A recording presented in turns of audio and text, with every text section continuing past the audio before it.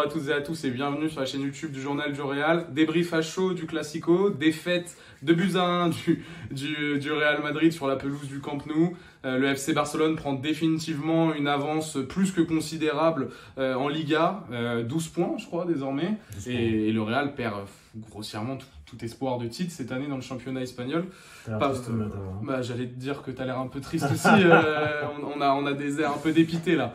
Comment ça va Pablo? Enfin, on peut même passer directement au stade d'après.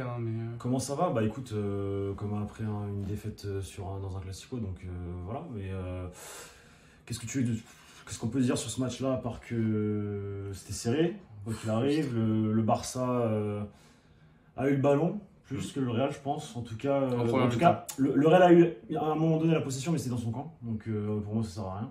Je pense. Non, mais je sais pas. Voilà. Dès que ça attaquait, c'était toujours en sous-nombre. Donc je pense qu'offensivement, c'était compliqué ce soir. Maintenant, ça se joue à. Je sais pas. Quelques centimètres. Une couille, quoi. Non, mais quelques centimètres. Quelques millimètres, même. Enfin. Donc bon, qu'est-ce que tu veux que je te dise? Ouais, donc défaite 2-1, le Barça est champion d'Espagne pour moi là, ce soir, ça y est, c'est officiel. Parce que 12 points, ça va être compliqué de rattraper 12 points. Autant avant la rencontre, 9 points ça pouvait se faire, mais là, 12 points c'est super compliqué.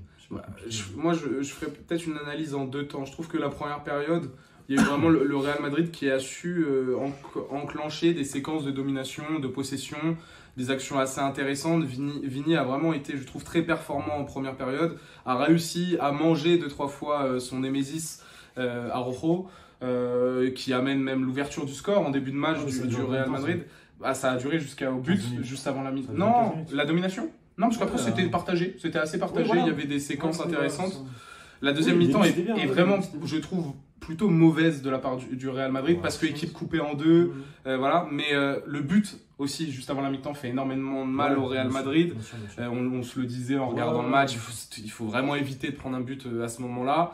Et la deuxième période, pour moi, voilà, le FC Barcelone, là, a vraiment, sans être non plus flamboyant, comme chaque match cette saison, mais a posé son rythme, a été plus en maîtrise. Le Real Madrid a eu beaucoup de mal à enclencher des phases de transition intéressantes, toujours l'équipe coupée en deux, beaucoup de mal à ressortir des ballons, Rudiger un peu plus laxiste sur ses transmissions, des pertes de balles, Valverde qui n'arrive pas du tout à prendre les espaces, Vini qui commence de moins en moins aussi à être impactant, Benzema qui n'est jamais vraiment rentré dans son match, mais il y a les changements de Carlo Ancelotti, Marco Asensio qui inscrit un but hors jeu, comme tu l'as dit, de pas grand chose. Derrière, c'est le FC Barcelone qui va chercher la victoire. Mais ouais, une analyse un peu en deux temps. Première période mitigée, pas vraiment, mais partagée. Non, moi je trouve que la première période était mauvaise aussi, finalement.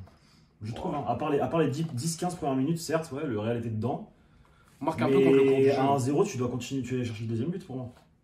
Tu peux pas te permettre de. Ouais, mais je pense que là, pour le coup, c'est juste le Barça qui presse. Pour moi, c'était équilibré. Le Real n'a pas forcément eu énormément d'occasions pour pouvoir aller chercher ce 2-0. Le FC Barcelone ne les cherche pas non plus. C'est ça que je veux te dire, c'est que j'ai l'impression qu'ils ne les cherchent pas.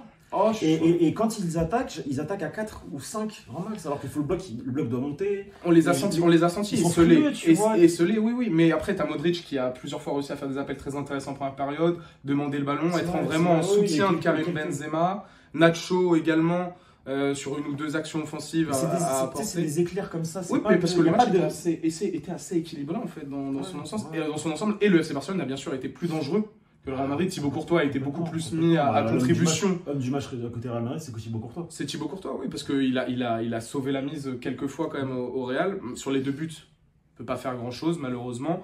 Et oui, le FC Barcelone mérite cette victoire, mais ça aurait pu tourner du côté du Real si Marco Asensio poussait un peu moins à la salle et avait les épaules un peu moins larges, quoi.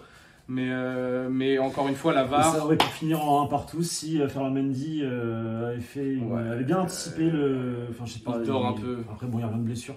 Il dort un peu. Mais là, sur le but, là, Ouais, bref. Ouais, mais c'est frustrant parce que le mot c'est frustration, je pense. Ouais. Mais pas comme le match aller de Copa del Rey où c'est frustration parce qu'il n'y a pas de tir cadré, l'animation offensive est vide alors que non, c'était plutôt bon et plutôt correct, mais pas de tir cadré, mais il y a du bon dans le jeu, il y a quelque chose de très intéressant. On se l'était dit. Là c'est plutôt frustration parce que c'était un match qu'il faut gagner. En fait, c'était un match qu'il fallait gagner, que le Real aurait pu gagner, ça s'est joué à pas grand chose et au final c'est le FC Barcelone qui sort gagnant. C'est un peu l'histoire de cette saison. En fait, l'histoire de cette Liga en fait. Donc, de la Liga si en Coupe du Roi, ils arrivent à inverser la tendance parce que là, ça fait déjà Super Coupe, une défaite. C'est 3 défaites. 3 défaites d'affilée. En 4 classico. Est-ce que le Real va réussir à inverser la tendance là, 3 défaites d'affilée? De toute façon, il faut se concentrer maintenant sur la Copa del Rey et sur la Ligue des Champions parce que la Liga, 12 points de retard, il reste 12 matchs. La Liga, comme il a dit Courtois, fin de match, c'est fini. Je pense que voilà, ils doivent se focaliser sur la LDC. Et il faut aller chercher un bon résultat et remonter le score face au Barça au retour de Coupe du Roi. Je pense que la Coupe du Roi, là, c'est un objectif. C'est un objectif. Ça fait longtemps que le Real Madrid ne l'a pas gagné en plus. Donc 2014, donc ça fait quasiment 9 ans. C'est ça. Donc voilà. Écoutez, je pense qu'on a fait un peu le tour de cette rencontre. C'est un débrief à chaud. On aura le temps de se poser peut-être pour en parler plus longuement ou en parler en article ou autre. Voilà, frustration, bien sûr un peu d'agacement aussi sur certaines choses. On aurait aimé que le Real s'impose et relance un peu le suspense. Après, il y a un vrai problème sur le côté droit. Mais ça, on peut en reparler encore et encore. Ouais, mais c'était un point fort en début d'année. Bah si. Le Federico Valverde, quoi. Le Real enchaîne 10 victoires d'affilée parce que Federico Valverde est sur un nuage aussi. En partie parce qu'il marque des buts, parce qu'il se crée des occasions. Là, Federico Valverde, depuis le retour de la Coupe du Monde, c'est pas Federico Valverde de la saison dernière, de la fin de saison dernière et de ce début de saison. Il a eu un bon passage. Je pense que Federico Valverde, tu le mets 2, 3, 4 matchs sur le banc, ça lui fait du bien. T'as Rodrigo sur le banc. C'est ton flop de la soirée? Oui, il y en a d'autres. Ouais, non, c'est Valverde. Parce que Camavinga, à contrario, il fait un bon match. Oui, il y a quand même 2-3 satisfactions. C'est ça. Ouais. Courtois, Camavinga. Moi, je trouve que Vini fait un bon match. Vini fait un bon match. En première mi-temps, c'est le seul. Il fait un bon match, mais offensivement, en deuxième mi-temps, en tout cas, il fait des mauvais choix. Quand il doit tirer, il passe, ou il centre. Mais il n'est pas aidé. Franchement, offensivement, il est tout seul à créer du danger. Parce que Karim, moi, c'est mon flop de la soirée, c'est Benzema. Aussi, c'est les deux en fait. C'est Benzema et Valverde pour moi. Peut-être que j'ai des attentes trop hautes pour Karim Benzema, mais là, ce soir, pour moi, c'est beaucoup de ballons perdus. C'est des mauvais choix et c'est trop peu de présence dans la surface là.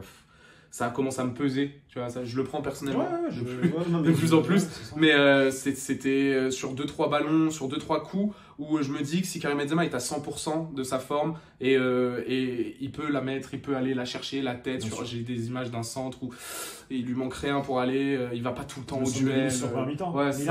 Il est un peu fort, mais même Vini s'excuse, donc oui, peut-être que c'est pas bien dosé, mais il m'a jamais emballé, quoi. Alors que Vini, sur 2-3 actions, je me suis dit, oui, allez, on y va. Benzema ne m'a pas donné cette sensation ce soir. Et oui, mais même Kroos m'a un peu déçu propre, mais il a pas brillé, quoi. Il a pas impacté plus que ça non plus la rencontre.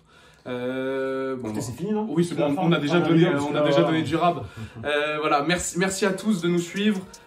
Abonnez-vous, mettez-nous en commentaire vos flops également ce soir, ce que vous avez pensé de la rencontre. Je suppose que pour tout le monde la Liga est terminée, mais s'il y en a qui ont encore de l'espoir, mettez-nous des beaux messages en commentaire. Là, faut être réaliste.